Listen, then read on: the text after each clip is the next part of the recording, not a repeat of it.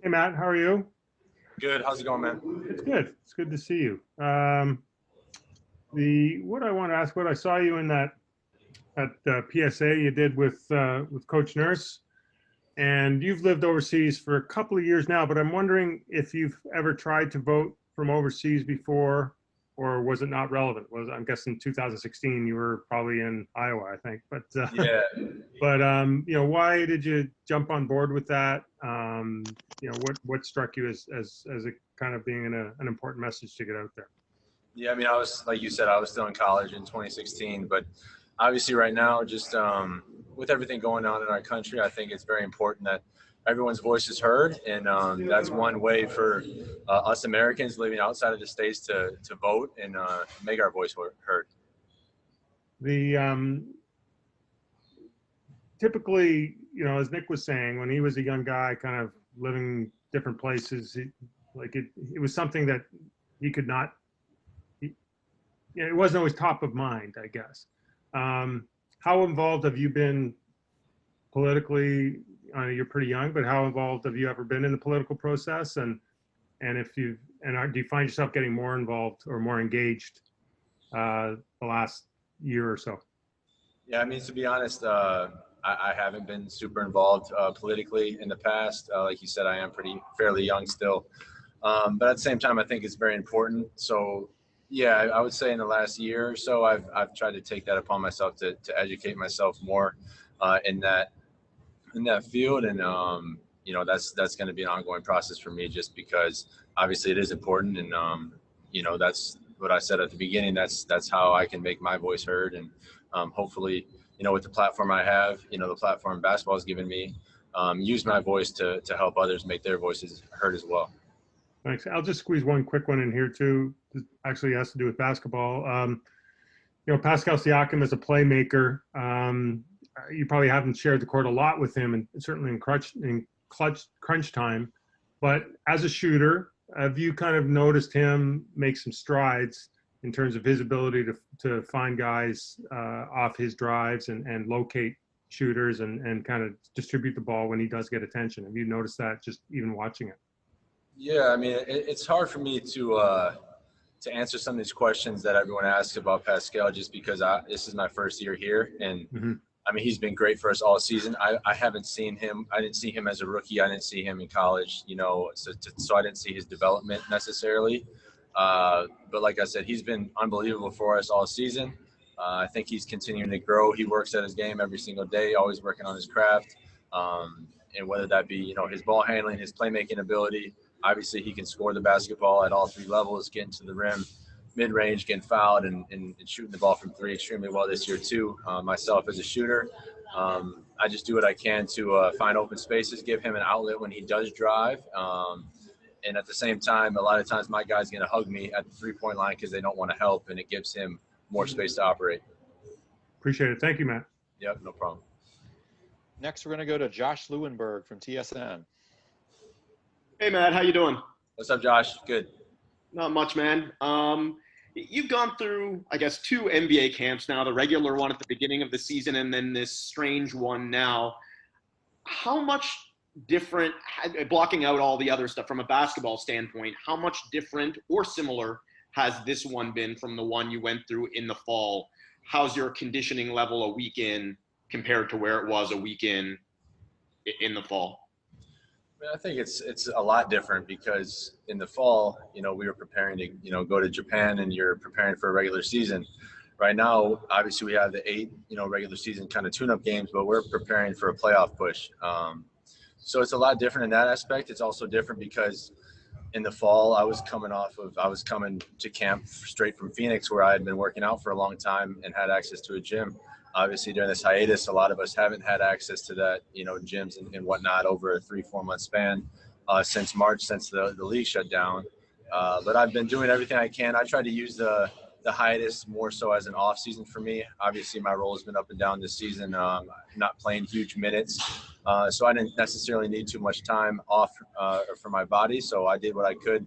Even when I didn't have a court, I was doing everything I could to stay in shape and get my body right. And then once I had access to a gym, I was really pushing myself as hard as I could to get myself ready, hoping that the league would start. From a conditioning standpoint, is there something in practice or a point in practice that's been the most challenging? Is there like a certain point where you find guys are hitting the wall more than they would have back in the fall? No, not necessarily. At the same time, we haven't had access, like I said, to play. You're not playing 5-on-5, and you can do all the conditioning you want, all the running, all the agility, all the, treadmill, bike, whatever you want to do, but it's not going to simulate a 5-on-5 game. So I think a lot of us are still getting back into shape, but we have a little bit more time here, and the NBA has done a good job at making sure that we have enough time to get ourselves physically prepared to play at our highest capability. Thanks, Matt. Yeah, you're welcome. And looks like we're going to Doug Smith from the Toronto Star next. Hey, Matt, thanks for stopping by. We appreciate the time as always. You guys are practicing in 3 different ballrooms. You're going to play in a couple of different gyms. It's going to be entirely new. Does it matter to a guy with your skill set? You're moving from one facility to the next basically daily? I mean, I was talking to a friend about that the other day. It is hard to get into a routine down here because, like you said, all the facilities are different. We're practicing at different times every single day. Depending what time our coronavirus test is, you have that scheduled in during the day at some point as well. But that's going to be how the remainder of the season is. These are obviously unprecedented times for everybody. So I wouldn't expect anything less. And it's just going to be take it upon myself and our team to just kind of roll with the punches, take things one day at a time, and just do our best to find some type of routine. Yeah, I would guess the consistency of time. Your days are so different day to day to day. Is that been maybe the hardest thing to fight through down there? But nothing is constant? Yeah, I mean, so far for me, because I live a very routine-based lifestyle, I feel like I'm trying to keep my, sleep times consistent regardless of when practice is, so that helps. But we were practicing all last week at 9 a.m. or 10 a.m. Now, we've been having a couple afternoon practices. Tomorrow we practice at 7 p.m. So it's just it's a lot different, but at the same time, we have a lot of freedom, a lot of flexibility, and it just gives us an opportunity to have free time and maybe do things and get into things that we haven't always had time for when life's moving fast. That's great. Thanks. Oh, have you gotten to Kyle's pocket on the golf course yet? What happens on the golf course stays on the golf course. Yeah. Well put. Thanks, Matt. Appreciate your time. No doubt. Going to go to Stephen Long from Sportsnet next. Hey, Matt. Thanks for doing this. Yeah, no problem, Steven.